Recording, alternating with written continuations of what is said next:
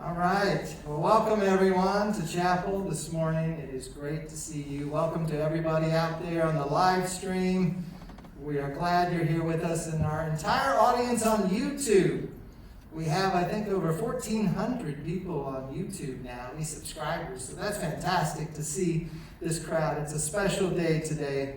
We have a lot of different elements, but the one I think I'm most excited about, we've got a couple people that are doing their coin outs for 3 years of sobriety. That is fantastic. And for myself, that is a sign of what today's sermon, if you want to call it that, is about. And it's about hope. Because I remember when I was in treatment and people were telling me, do you have hope? How much hope do you have? Have you found hope? I was like, this is a lot of pressure. Where is hope? Wait a minute, and then someone would say, I've got all this hope. I have all this hope in the world. I'm like, that's not cool. I don't have any hope. Wait a minute, where did you get that? So I started to look into the word hope. What does hope actually mean? And the more I looked into it, the more I realized that from the biblical narrative, hope isn't something that you find. Hope isn't something that you lose. In fact, hope isn't something that you get. It's not something that you have or don't have. Hope actually resides in you. So in the Hebrew, hope can mean all sorts of things, but one of the words that it means is actually literally an endurance of being tied together. So picture like a rope and you're holding on to something as tight as you can. Holding on. That endurance in the midst of crisis is actually what's called hope. So in this essence, hope is revealed in you. Hope becomes a revelation, something that wells up inside you that finally comes out, and you then have the revelation that you have hope. So how does that occur? And that becomes a trick because, in a way, the answer to hope is hopelessness. Now, how bizarre is that? For me to get hope, for you to get hope, things seem to have to be hopeless. So in the book of the Psalms, the continual message over and over again is, God, my God, why have you forsaken me? What is happening here? My life is falling apart. Where are you? How can the Psalms be the most important messages of hope when the entire message of them is about hopelessness? So the idea that hope comes out of hopelessness means that we have to endure. And we have to suffer. And this becomes the part of hope that I think most of us don't want anything to do with. I know I did. I didn't want to feel any pain. No pain at all, please. I want life to be fun, more fun. And the most fun I could possibly have was to just drink as much as I possibly could. So I wanted to get as much fun as possible in life as I drove the bus all the way to hopelessness. And that becomes a message that I hope you'll be able to see today, because it's your awareness that you can't lose hope. Hope is never lost. Hope is inside you. In fact, you are the definition of hope. And enduring is what makes everything possible. We have to accept the situation, which is no good. We then have to endure the suffering. No good. To become hopeless, to have hope. So let's see how this plays out. I've got a couple examples. So in my life, there was a point in time where the company that my wife and I founded, cheapcaribbean.com, was on the verge of bankruptcy. We had no idea. We thought we were doing incredibly well, and oh yay, there's a lot of excitement, but we had some people come in and tell us, actually, you're not doing that well. Actually, you're about $12 million in the hole. And actually, if you don't raise this money in about 60 days, the good news is both you and your wife can't go to jail. That's the good news. The bad news is I was going to be the one that would spend some time, and because we didn't have these customer deposits as a travel company, we'd spent them and didn't realize it, that I would probably be going to jail for 8 to 10 years. And so I didn't understand what was happening. I had no intent. This can't be. In fact, I started the company with this faith-based board of directors. It was like, we are going to do this. We are going to be totally in when it comes to faith and totally in when it comes to drinking. And so I was there in the shower. I remember being on my hands and knees in the shower. And I was like, God, if you want me to be a minister in a very nice prison, I was hoping. I was picturing something very, very nice. If you want me to minister in that situation, I will go. I was hopeless. And in that, I felt a huge release. The pressure was off me. And my right hand got really warm, I remember, in the shower. And I felt this presence of what I would call God, my higher power. And I heard, it's gonna be okay. Literally those exact words, it's gonna be okay. But I didn't know what okay meant.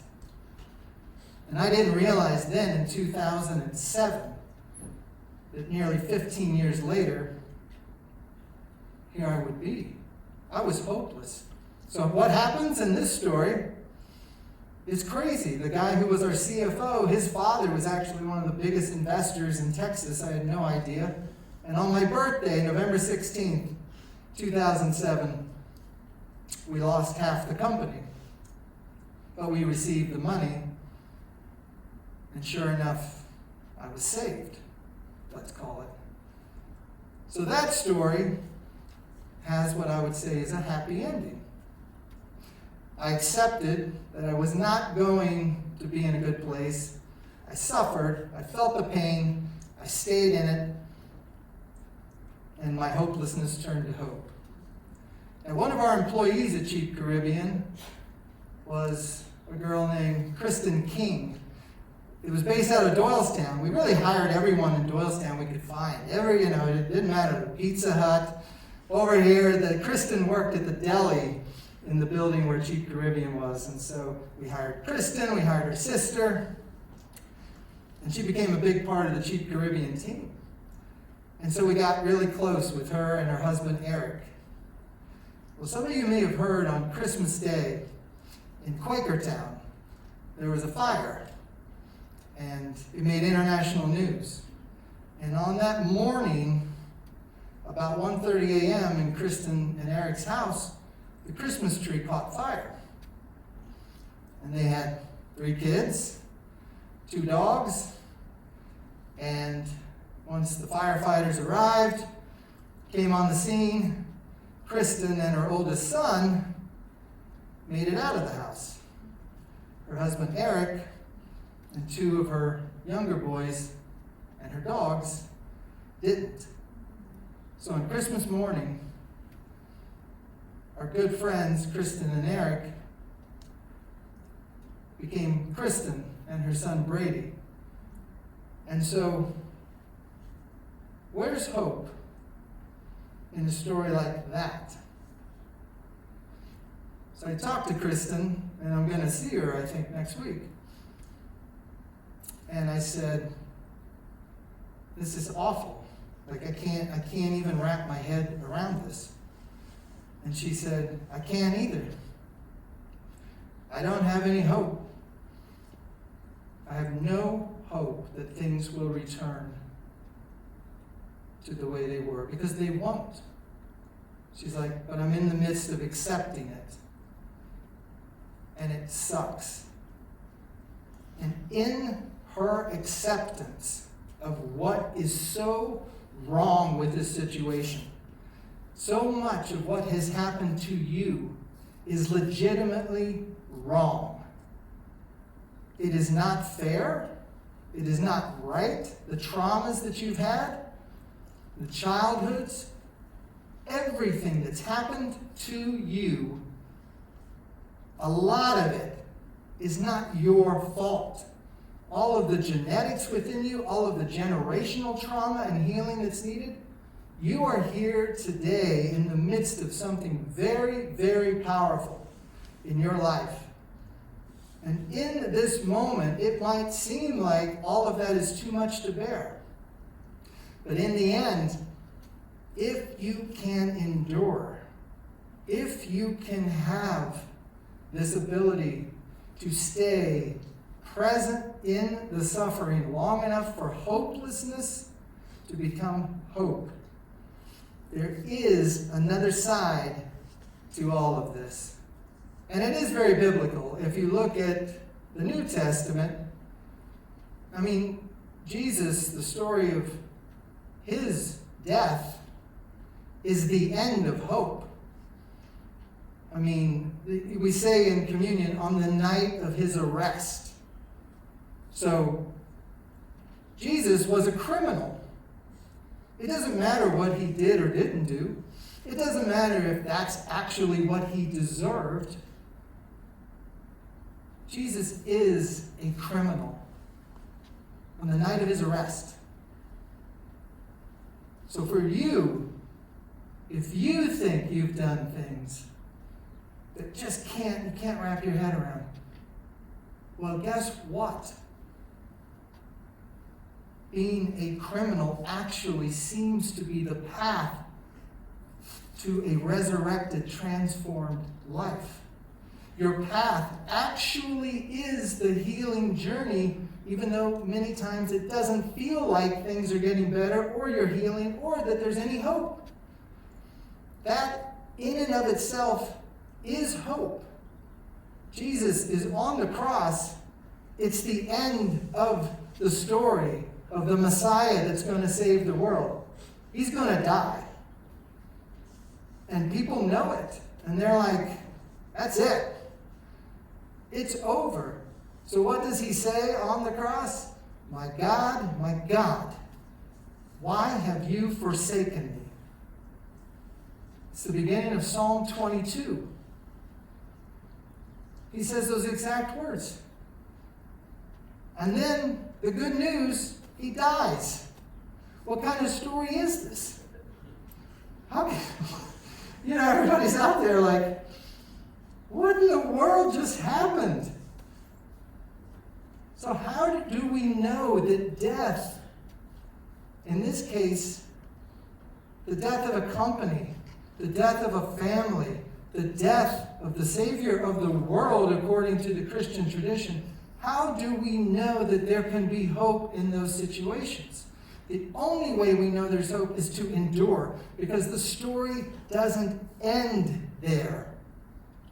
That's not the end of the story. It's actually the beginning.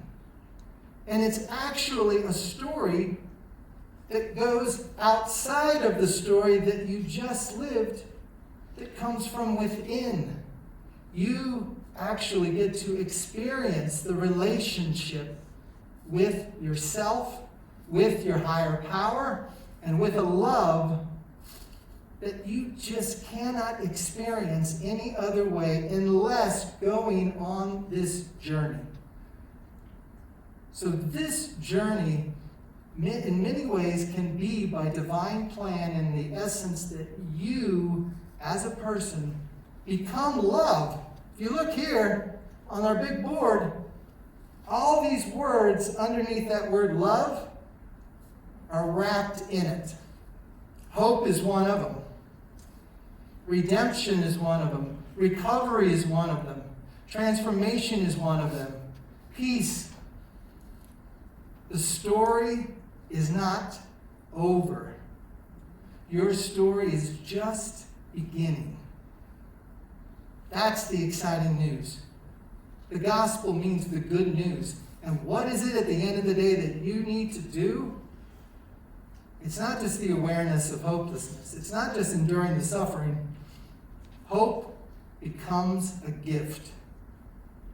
You truly receive hope in the midst of the story. Psalm 23 follows Psalm 22. The Lord is my shepherd. I shall not want. He makes me lie down in green pastures. He leads me by still waters. He restores my soul. You hear the restoration in this story? And he does it all for his name's sake. You will walk through the valley of the shadow of death. You already have. Perhaps many times. I did. Can you fear no evil, knowing that hope is coming? Because at the end of Psalm 23, he prepares a table before me in the presence of all my enemies. He anoints my head with oil. My cup overfloweth. Surely goodness and mercy will follow me all the days of my life, and I will dwell in the house of the Lord forever. That in and of itself means that the dwelling in the house of the Lord, which I believe is you, and I believe that your heart is the temple, and I believe that you are sacred. You are creation. The particles within you are what has risen to the surface. Why is it that today is the day that you can feel hope? Because today is the day that you are here. You've already endured. So the endurance may not have to go a lot longer. You've already suffered. You've probably suffered more than most. You don't have to necessarily suffer much longer. In fact, hope enters this room today in a way that it can't at any other place that I know of, in any place that I've been in my 56 years. There's more hope at Caron than I've seen anywhere. And just knowing that, just you knowing that, gives you the awareness to know that you're in the right place, you're where you should be, and all you need to do is breathe and receive a love that is unconditional and cares for you so much that it has put you on this path of hope and of healing, not just for yourself, but for your family and for others around you and for all the generations past. You are the one here that is going to be bringing the hope for them as we go forward into the future. Thank you.